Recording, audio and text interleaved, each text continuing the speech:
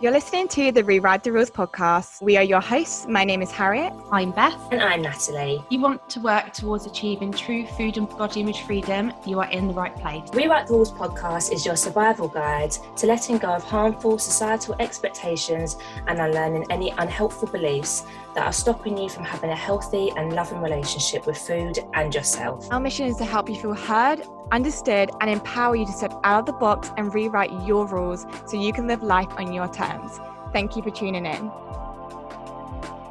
Hi, everyone. Hello, everyone. Welcome back to another episode of Rewrite the Rules. Is it episode 14? It is episode 14. Oh my gosh, 14 weeks. Crazy. Yeah. 14. Oh my God, literally, that's just that stunk in. Yeah. We've done an episode every week for 14 weeks. Guys, look, we're giving you all of this 14 weeks strong. Obviously, we're still going to be doing it week after week. Yeah. But it obviously just shows how much we love doing this as well. Yeah, I still sometimes it's like, oh, we've been doing this for a long time. But then I think, oh, well, only 14 episodes. I foresee us having like 100 episodes. Yeah. In the bank. Sure. So it's like, I feel we're still new, I guess. Yeah. But yeah, we've noticed Definitely. Also we have a few more extra listeners and a few more people like following our page, and we just really appreciate you. So just want to say thank you and hi to anyone who's new here. Yes, definitely. We appreciate every one of you listeners, and as always, we're just trying to help anyone out there. And we hope that I just really want to give that feeling of any new listeners, like, oh my God, like, wow, this really resonates with whatever any of you might be struggling with, because that's exactly why we made it. It's something that I so wish I had to listen to. Definitely. People that I could kind of listen to and think, okay, I feel less alone. Definitely. And I think I really hope that we're hitting that vibe of making people feel like they're sitting with us and we're having just like a girls chat that's raw and real, obviously we're all mental health professionals in this field, and although we do obviously say a lot of things based on our knowledge of that and our experience, I hope that the podcast comes across as a more friendly chat. Relatable, Yeah, definitly. So yeah. I agree. But anyway, I could honestly just keep talking. Me too, but yes, so it's me. I'm looking at you thinking, Harriet, it's your turn to talk, but it's my turn to talk. So of course we are back with another topic to help every one of you listeners on your path of finding food and body freedom. This episode we are missing our lovely Beth. She is living it up on holiday, so we hope that she's having the best time. We know she's having the best time, definitely, because we can see from all of her Instagram stories, all of that stuff. But she's very missed on this episode. So, just enjoy the sun and everything about holidaying for us. Yeah, definitely. So you have to put up with just myself and Nat on this episode. Who knows where this is going to go? What's going to The way we're feeling today, oh my God, I just forgot that I was talking first. So, because a bit of backstory. We normally record our episodes really early in the day, normally around 7, 8, 9 a.m. We're actually recording this 6 p.m. now? 6:20 in the evening. So we've had a full day. So just forgive our brains in this episode if I can't get my words out. But anyway, what is this topic about? What are we even talking about? We are going to be talking about the diet phrases that give us the ick. The kind of sayings that you hear so frequently thrown about, and they almost become habitual. We almost start to they become part of our food script, if you will. But they actually can have a really negative impact on our relationship with our body and with our food. We hope just to maybe make you laugh with us and enlighten you on these phrases. So you can actually this can also be a useful episode in terms of helping you catch yourself if you find yourself saying them, or if you find yourself reading these phrases or hearing someone else say these phrases. You can take it with a pinch of salt. You don't have to absorb these phrases and see them as fact. You can just see them as a phrase that is a bit icky. So yeah, definitely. What we're going to do is Natalie and I have chosen 4 phrases each that give us the ick. And what we mean by ick, I mean, Natalie, how do you define ick? Ick is just like something that really just like turns you just makes your skin crawl. Yeah, it's just, I know that normally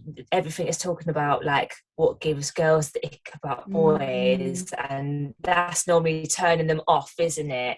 Yeah. So we're just kind of using it in that same sense, really. It's just things that just make us literally want to turn the other way and walk into another room. Yes, exactly. Perfectly defined. So yes, with one each, we're going to go one by one and tell you guys these phrases. But of course, you don't have to agree with us. If you use these phrases and you love them, that's totally okay. You're allowed to have you're allowed to have a different opinion, but we will also explain why these certain phrases give us the ick. But without further ado, my first phrase that gives me the ick is no pain, no gain. It's such an old school one though, isn't it, as well?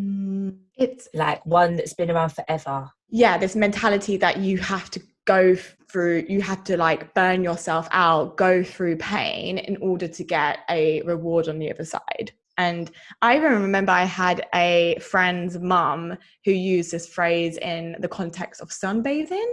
Like, you have to go through the pain of like lying out in the sun and burning in order to get the reward, again, a tan.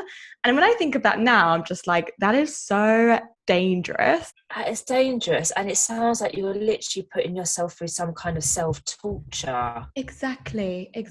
But of course, in the terms of like diet culture, it's used in terms of like your diet, in terms of your exercise regime, this is the kind of phrase that is meant to, I guess, give people drive to continue to restrict certain foods, or drive to burn themselves out at the gym in order to reach a certain goal. And it just doesn't have to be like that.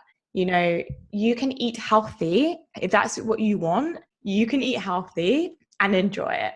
If you want to make goals at the gym, or goals in terms of like your movement, you can do that in a way that you enjoy. Literally, I think you just pulled the words out of my mouth. I was literally about to say, if you want to live a healthier lifestyle, it doesn't have to come with this kind of thought of there has to be severe pain associated with it. Like that doesn't need to be the thing. You can still enjoy having a healthy lifestyle. You can really enjoy exercise. Like, exercise, just doesn't have to be at the gym, doing the same gym routines, lifting the same weights all the time. Like, you could do a form of exercise and be like, oh my God, it doesn't even feel like exercise, but I'd want to go back and do it again because the way I left it mentally made me feel so good. There was no pain associated with that. Definitely. Like, I think to me as well, like, if there's pain involved, that's actually a bit of a red flag in terms of I think we should switch things up. Like, if you're miserable, it's not going to be sustainable. You're not going to be able to do this long term. It's not going to align with your values, unless one of your values is be miserable. So my first ick, I actually cannot stand this phrase, is I'm having a cheat day. I can't stand it. So when I was with who I was with when I was doing personal training, and he gave me this food plan, there was none of that. It was literally like, you are eating the bare minimum and you don't get nothing. But it was always around me, people going on these diets and saying, today is my cheat day. And what this really reaffirms for anyone is that food is naughty. That food is only to be had on that day. And then you start to associate that with, I'm not going to have this food after that day, which means then you're going to start overeating on it, and then you're going to feel guilty about it. So this whole cheat day has messed everyone's minds up. When I hear anyone saying it, it just infuriates me, because this is what creates a bad relationship with food, is having foods that are off limits. And just, I hate that cheat. Oh, I'm cheating. What are you cheating on? Yeah, we're cheating the system, this the freaking harmful system, which is diet culture. Yeah. And it deserves to be cheated on. Yes, it deserves to be cheated on. If you take it back to eating, you know, foods that you love, as and when you feel like it, your body will not react to it in a way that you think it is. Your body will actually really enjoy it more. You're not going to have this relationship of feeling guilt, of, you know, maybe starting to binge on these foods. And that's what I always think. If I, you know, never looked at food in that way, or as, oh, this is naughty, this is a treat, I shouldn't have this. And I kept going with how I used to eat, which is eating really intuitively. And I didn't even think about food. It was just as and when, you know, we would all be okay.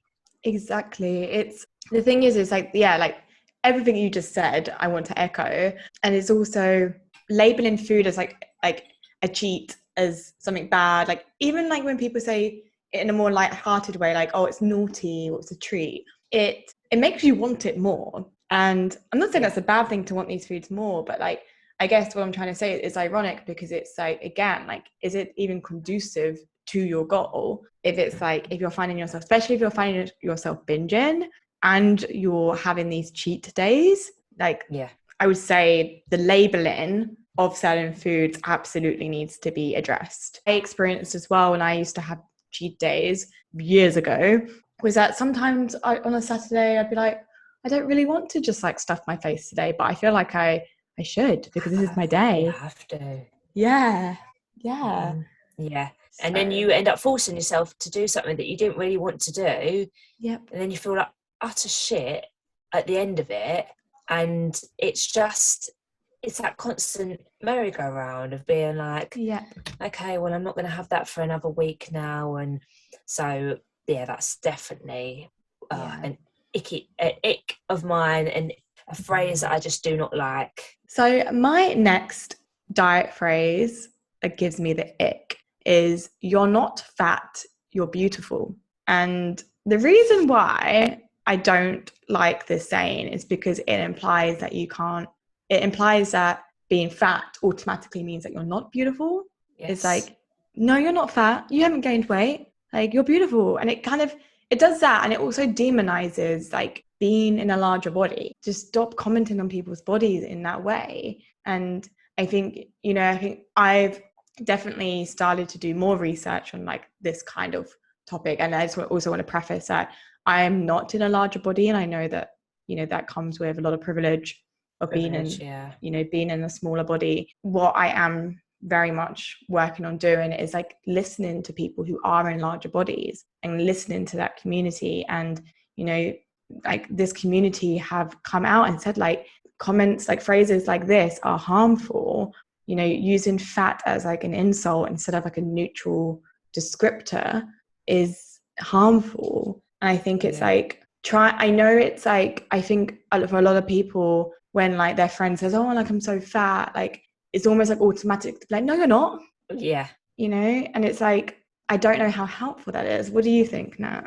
No, I agree. And do you know what it is? I have it a lot. And I was talking to someone about it the other day, actually, is that a lot of negativity comes from that word with everything, in terms of, if you are, quote unquote, you know, if someone says that a person is fat, you immediately can't do a lot of things. You immediately aren't good at exercise. You know, you're immediately lazy. Oh, you can't wear that, or you shouldn't wear that. And like, in terms of, you know, because I do run. We do running. I'm with a run group, and all the time I hear people say about people that are in a larger body, well, they don't look like they would be able to do that. I can't believe that they can run those many miles, because they don't look like they would be an athlete, or, you know, they don't look like a runner. What do you mean they don't look like a runner? What does a runner look like? Yes. You know, and I know there are people in larger bodies than me that are fitter than me. Yeah. That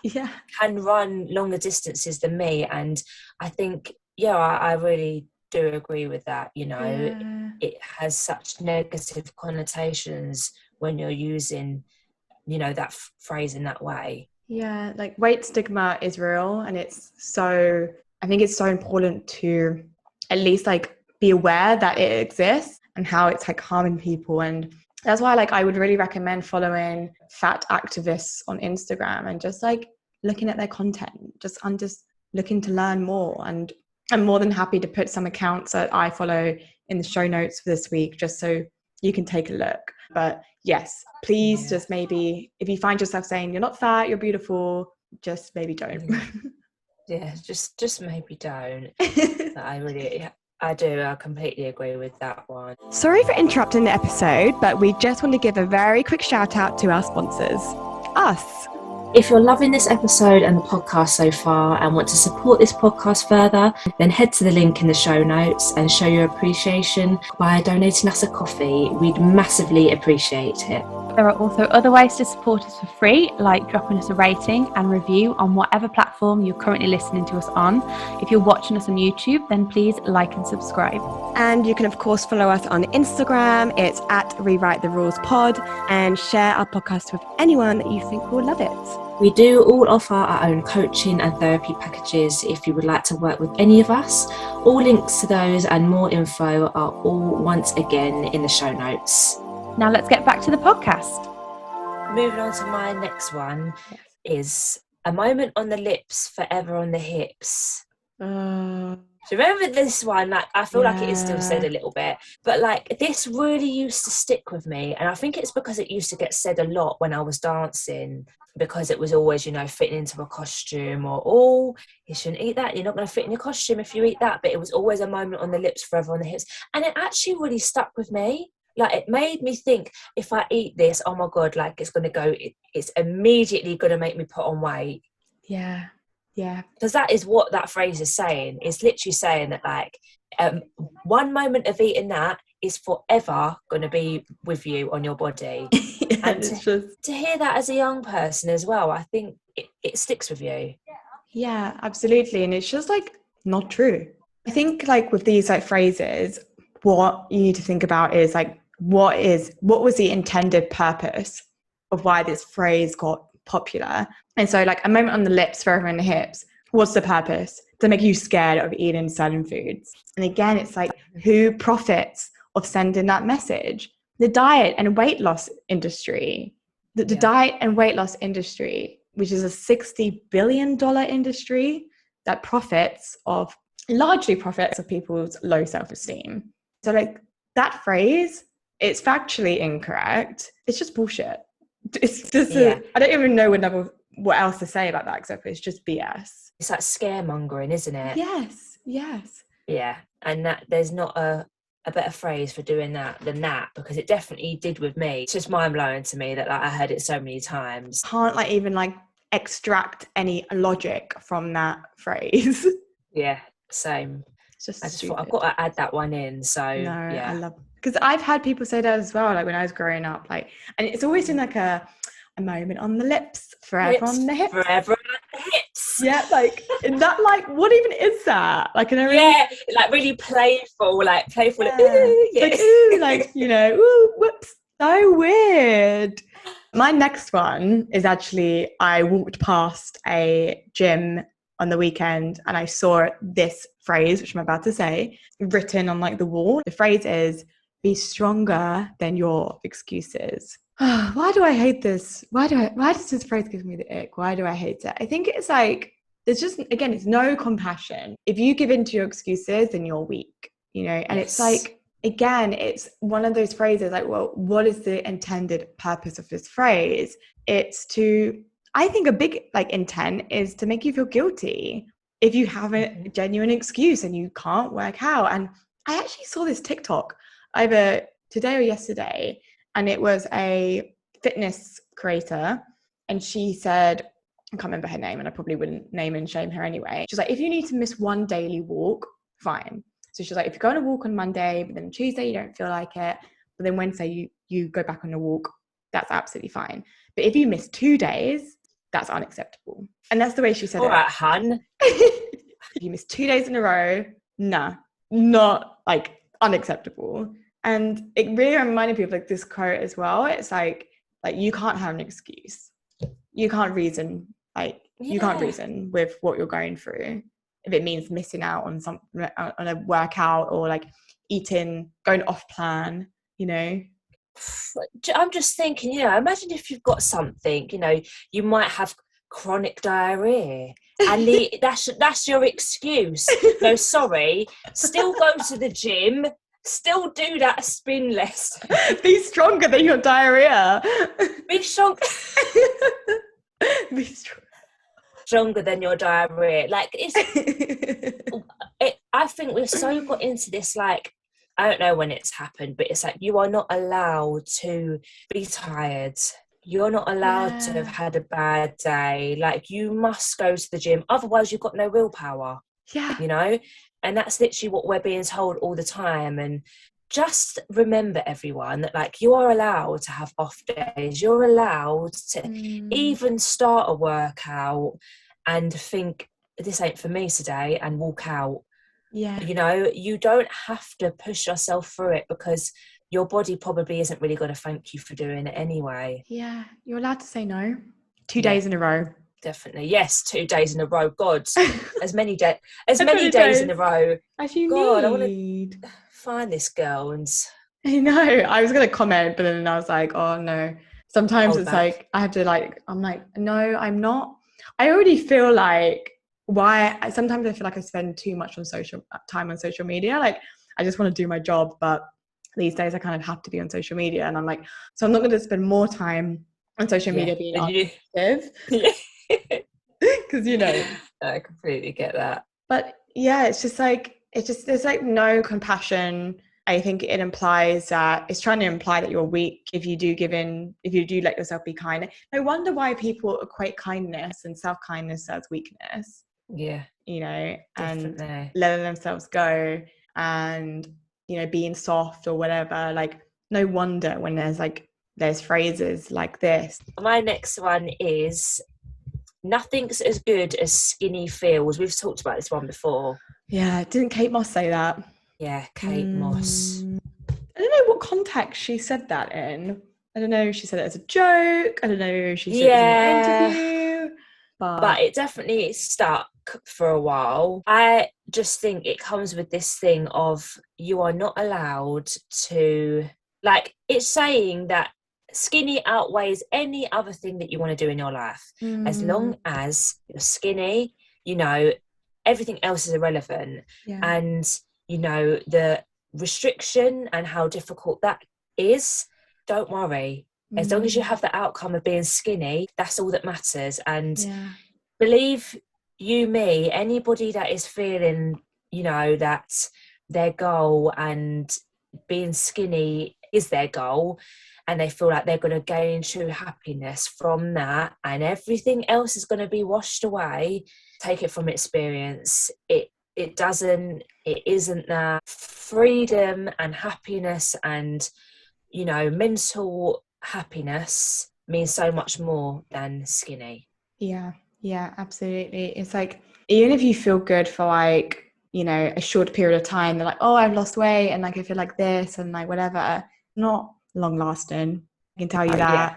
Like, definitely, in terms of again, I know people that have lost weight, and for health reasons they wanted to go on that journey, and they feel a lot happier because it's allowed them to have better fitness. It's allowed them to feel like they can go about their day and not feel like the way that they've been slightly overweight has held them back.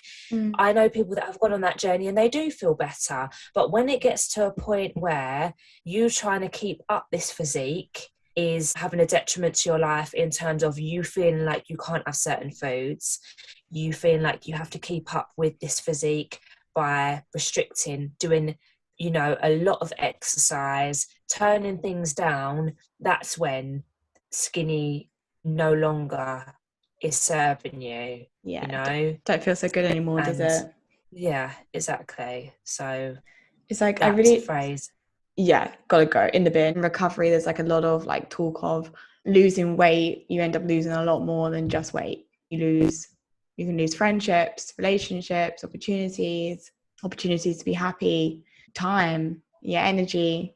And it's the same with like gaining weight. A lot of the times you can gain just more than just weight, which feels amazing. So again, what's the intent behind this phrase? To make you want to restrict. Yeah. And to idolize being thin. So yeah, in the bin. Yep, for sure.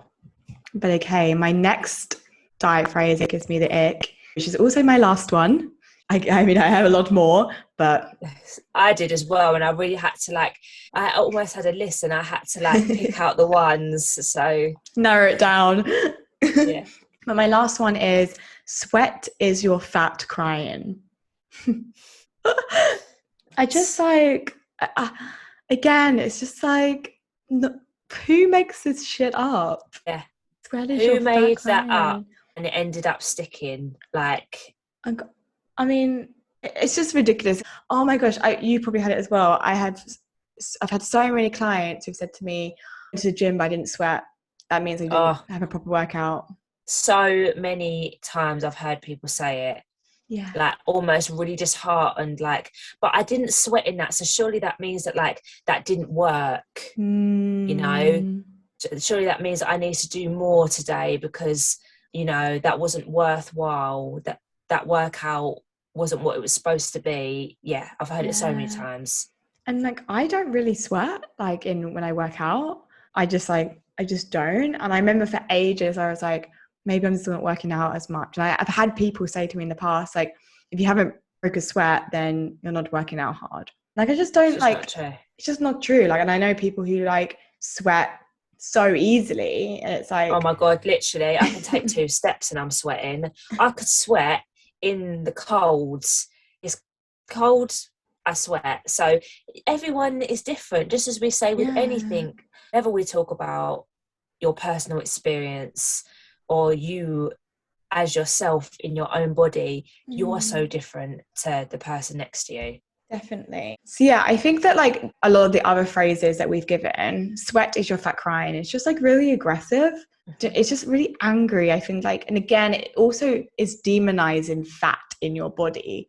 It's I guess if again, if we're picking this apart, it's it's trying to say you should make your fat cry. I just don't like it. Look, everyone, your body needs fat, you know. You ain't going to be able to do a lot if you don't have no fat on your body. So let's stop demonizing it so much. Fat is essential. Definitely. So yeah, it's a massive thumbs down in the bin. That one. Yeah. But moving on, my last one is one that I hear so much, and just gives me the ick, and it's fine, I'll work it off tomorrow. Using it as a punishment, you've done something bad, it's okay, I'll work it off tomorrow. Yeah. And again, I hear it so much from people around me, and it's things like, why are you it's almost like you're treating food as a reward, you know, or you're only allowed to have that food if you're then going to go to the gym and try to undo what you've just eaten. Food isn't just food anymore. Food always has that afterthought of, right, now I've got to make sure that this goes. You know, it's not allowed to sit in my body. I'm not allowed to sit and relax, and I just really don't like that thought. It's what I used to do all the time, you know, and that's why I've come to this point of not wanting to do it. If I want to eat at McDonald's, if I want to eat a lot, not even a McDonald's, if I want to have a whole day of, you know, I've had a McDonald's breakfast, I've had some biscuits, and I've had a bit of a lunch which I wouldn't normally have. It was a bit bigger than I normally would, and then I've got to the evening and I've had a takeaway, and then I've had a dessert as well, and like it's a day in which I've probably eaten a bit more than I normally would do. Why in God's name would I want to then get up and go to the gym? I'm telling you what I probably do want to do. I probably want to the next day just chill and like let my body settle, because I've really enjoyed that food. Don't get me wrong. You know what it's like. Your body sometimes it has a bit of a sugar crash, or there's no way I'm going to want to get up and go for a run. Well, I used to do it, and I don't know how I used to do it, but you won't catch me doing that now. Well, yeah, because it's like, again, it's like exactly what you said. It's like, when can just eating nice food be just that? Like, when can just having an ice cream be like, I'm just having an ice cream, not with any like conditions attached to it? Like, oh, well, I can only have it if I work it off tomorrow. And that's the only way it can be okay, if I work it off tomorrow. And it's like, no, hon, it doesn't have to be that way. And it is, and it frustrates me, because like this is when we've got into this mindset of food is only of value. You know, food is only right. I've had this today, which means that's so many calories, which means I can't have this tomorrow. Take me back to the day where I didn't even know what calories were. You know, like, take everyone back to that day, because I tell you what, I'm sure you had a much healthier relationship with your body and with food.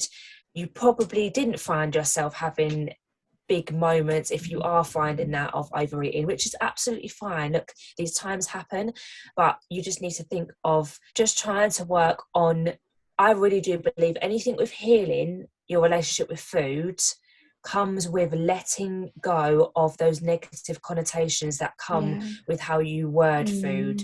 Good, bad, treat, cheat, I'm going to work it off, I'm not allowed this, I shouldn't have it.